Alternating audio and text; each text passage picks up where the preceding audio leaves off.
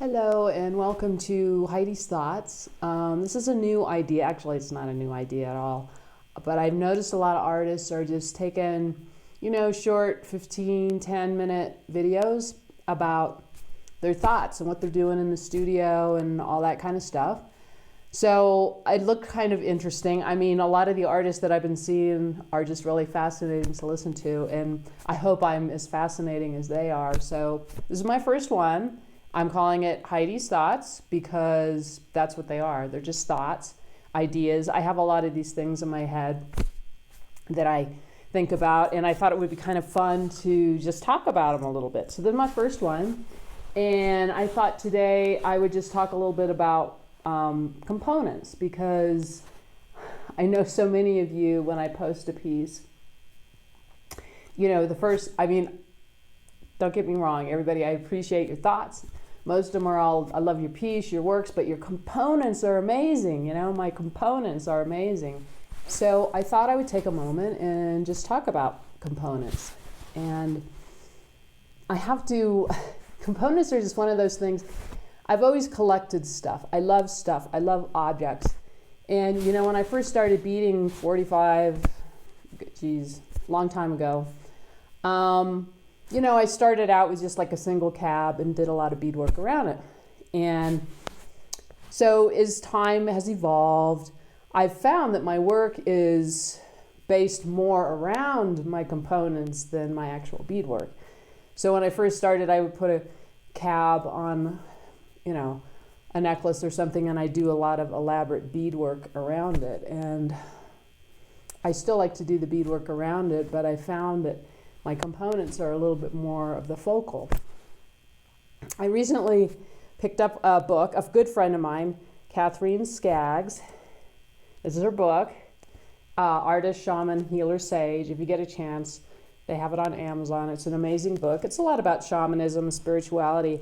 But one of the things that she talked about in her book that really I resonated with is she was talking about altars. And she was explaining how you can set up an altar in your home, and then she went on to say, or an altar in your bedroom or your bathroom, and then she says, heck, my whole home is an altar. And I so resonated with that, because yes, I have my spiritual altar where I do my spiritual work, but I really love the placement of objects.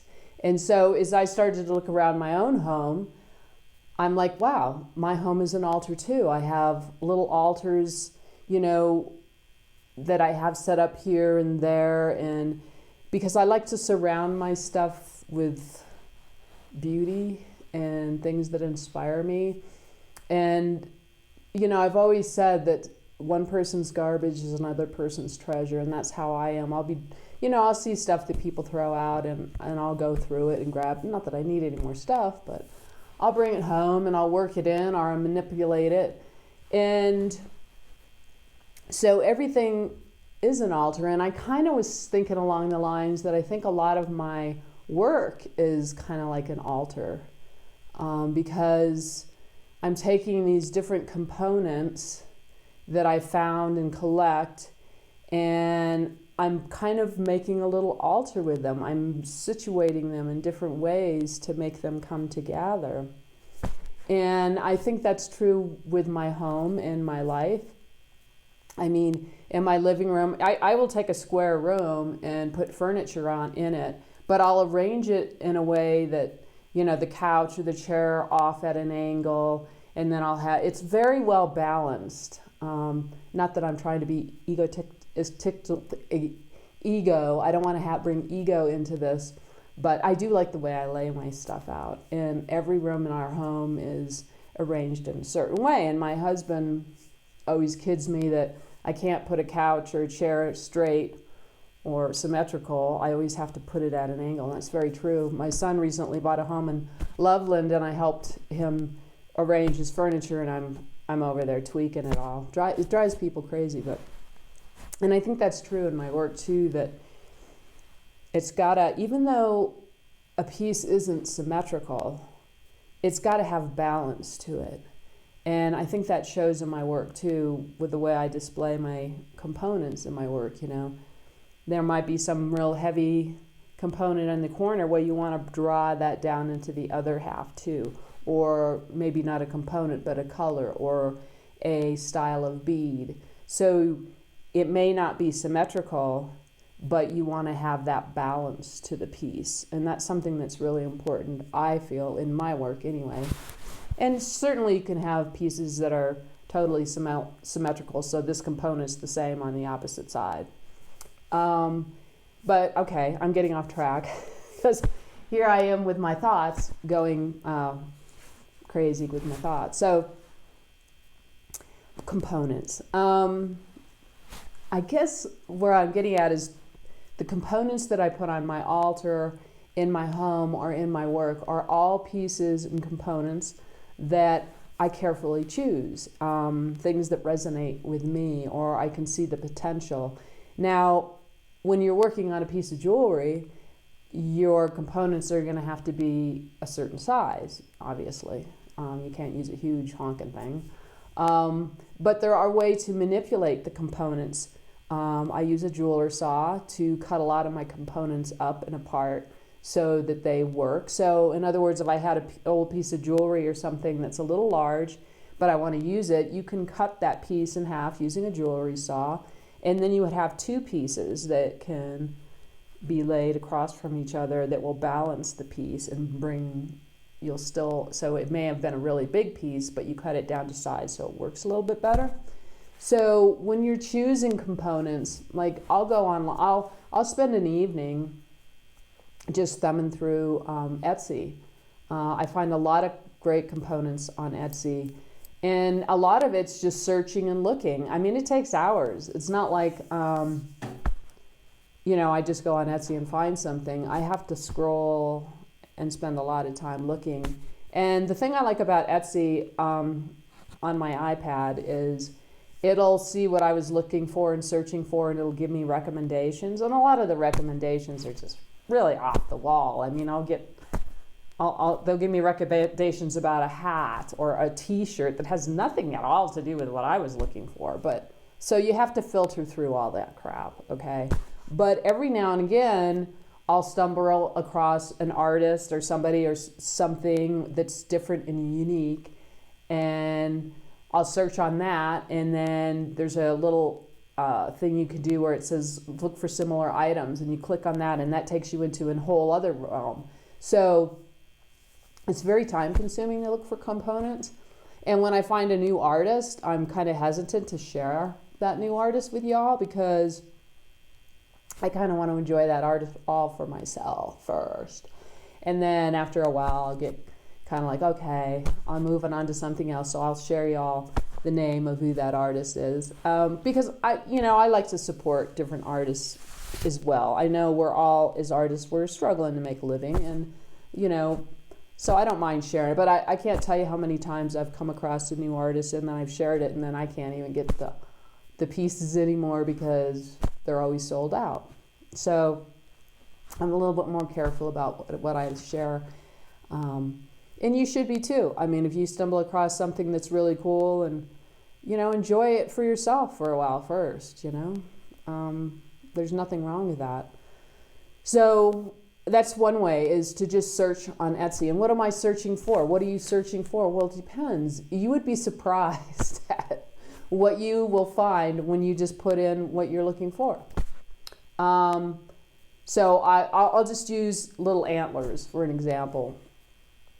There was a time when I was using I wanted to use little antlers in my work. And where do you find little antlers? Well, miniatures is a great way to start, miniature antlers. Because believe it or not, there's people out there in the world that make furniture and wall hangings and antlers that fit into doll houses. And so that opens a whole window of things and components that you can find that are downsized that work in your art. My grandmother used to collect miniatures, and so I inherited a lot of her miniatures.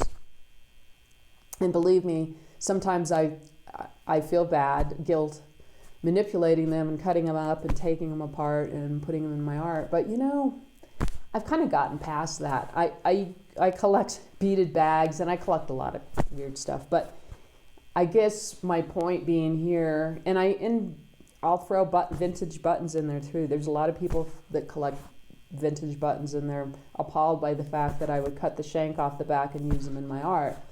But, you know, I kind of also feel like I paid for it, or it's mine, and it's, you know, I'm not going to feel badly about manipulating a button or anything and putting it in my art, because to me, it's kind of like I'm using it. It's being seen, other than sitting in the drawer. I remember I had, when my studio, I have a bunch of beaded bags up on the window, around the window frame.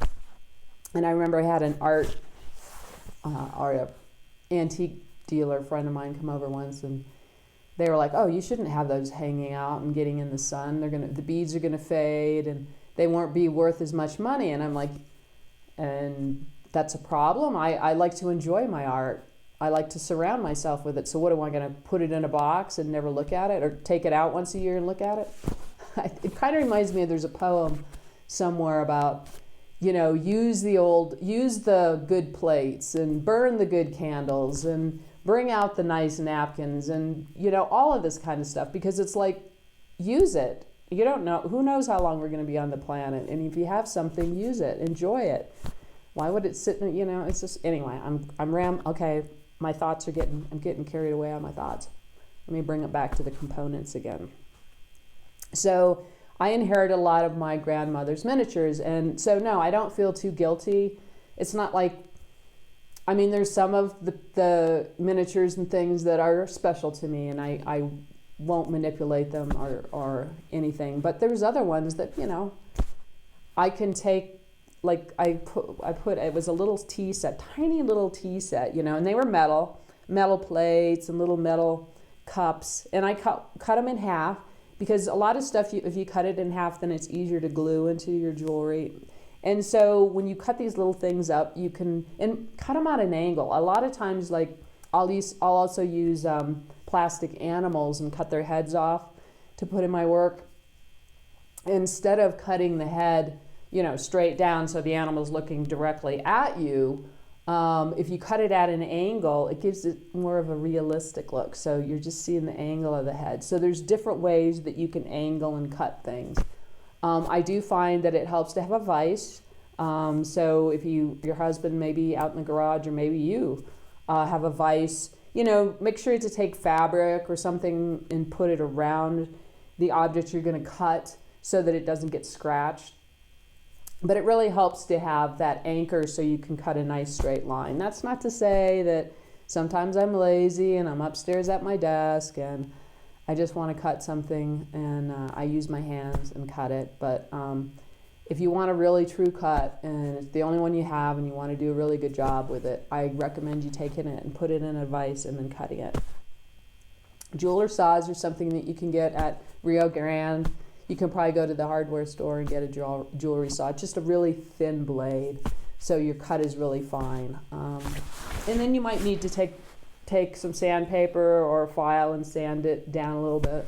But I do that with a lot of components. So polymer clay components are really easy to cut, and you can cut them in different shapes so they fit where you want them to fit. So that's really, now ceramic components are a little bit different. I have not been able to cut those, but that's not to say that I haven't taken some ceramic cabochons or components that I had and I broke them. And some of the pieces I was able to use and some of the pieces I wasn't. And then there's been some instances where I just totally trashed the piece. So you have to be willing to take a risk. I love to use old funky jewelry, cut it up, take it apart, or just reuse it. Those are really great components to use. Bone, any kind of bone or wood you can use. So as far as components, they're all around you. I mean, there isn't a day I don't take a walk with my dogs and even in nature I'm looking. You know, there's a funky piece of wood or stone or whatever. I'm always looking at stuff.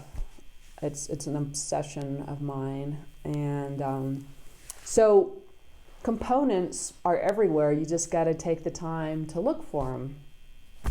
And, even if, before COVID, I would love to go into secondhand stores and just look through stuff, look through the old jewelry, even clothing. You can find funky stuff, labels. Like I think I've taken some Johnny Was labels before and put them into jewelry. Anything that catches your eye. Old vintage embroidery patches, or they even make embroidery patches now. I just did an article in one of the magazines on how to use embroidery patches in your work. It's really kind of endless. I mean, you could take an old piece of jean. I mean, really, you can use anything in your work. And when you start to use these different elements and stuff, it kind of pulls it. I don't know. It just gives them uniqueness and character. And you can have an opinion about it too. Go with a theme with your work, with your components. So most of the components I think that you see that in my work are just a collection. I mean, I've been collecting stuff for 40, I guess I got it from my grandmother because she collected miniatures, and then I collect stuff, too much stuff. Yeah, way too much stuff. But as far as my jewelry components, I have a lot of them. And then I'm in a situation where if I buy components online and I get them and I don't like them, I'll just resell them, because I also have another Etsy shop where I sell my components. So, because a lot of times when you buy a component, even though you're looking at the little picture with the quarter next to it or whatever, they give you the dimensions, you have a visual of it's going to be a certain size, and then a lot of times you get it and it's not even close to what you thought it was going to be. So those I'll just pass on. I'll sell them, add $5 on it for shipping, and just as long as I make my money back, I'm not too worried about it. I'm not out to get rich off of selling components. But so I think it's kind of taking a risk, and look through your stash. I mean, you'd be surprised that I look through my stash. I have so much stash, and then there's times when I've had a piece for 20 years sitting there, and then all of a sudden I'll figure out what to do with it, 20 years later, because it's just not talking to me. But then all of a sudden there'll be a piece come along and everything's working, and I just need something the right size, or this or that or the other thing. And yeah, there's the piece I've had 20 years.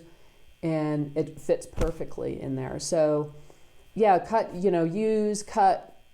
clip, wire cutters, files, saws, whatever it takes to manipulate and get that piece to work for you.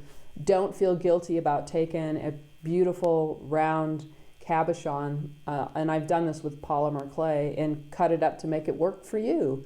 Make it work for you. You may have a beautiful polymer clay cabochon, a resin cabochon that you love the colors are right and everything about it, but it's the wrong shape or size. So make it the shape or size you can, and it fits and works for you, And if it's real big and bulky, especially with polymer clay, you can take your X-Acto knife, your utility knife, and slice it on the back so that it's smaller and it fits where you want it. So make it work for you. So yes, I have really cool components, and I know you do too. I know I would love to go through your stash as much as you'd like to go through my stash. And then, there's also on Facebook, I think they have a lot of these de-stash places where different artists are selling stuff that they don't use anymore, whether it's beads or whatever, So there's a lot of different places. And I've noticed on Facebook too in the last year that there's a lot of artists that are selling their components.